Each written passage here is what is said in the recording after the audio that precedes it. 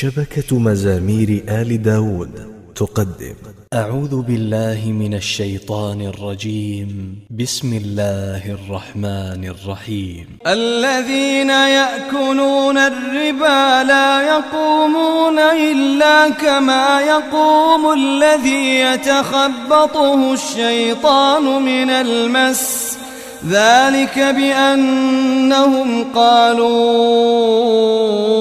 إنما البيع مثل الربا وأحل الله البيع وحرم الربا، فمن جاءه موعظة من ربه فانتهى فله ما سلف وأمره إلى الله، ومن عاد فأولئك أصحاب النار هم فيها خالدون. يمحق الله الربا ويربي الصدقات، والله لا يحب كل كفار أثيم. إن الذين آمنوا وعملوا الصالحات وأقاموا الصلاة وآتوا الزكاة لهم أجرهم عند ربهم ولا خوف عليهم ولا هم يحزنون. يا أيها الذين آمنوا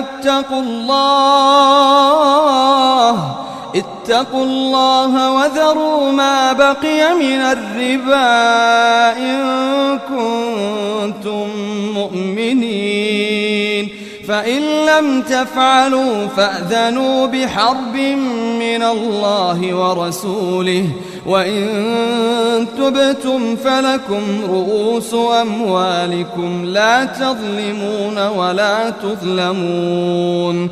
وإن كان ذو عسرة فنظرة إلى ميسرة، وأن تصدقوا خير لكم إن كنتم تعلمون. واتقوا يوما ترجعون فيه إلى الله ثم توفى كل نفس ما كسبت وهم لا يظلمون.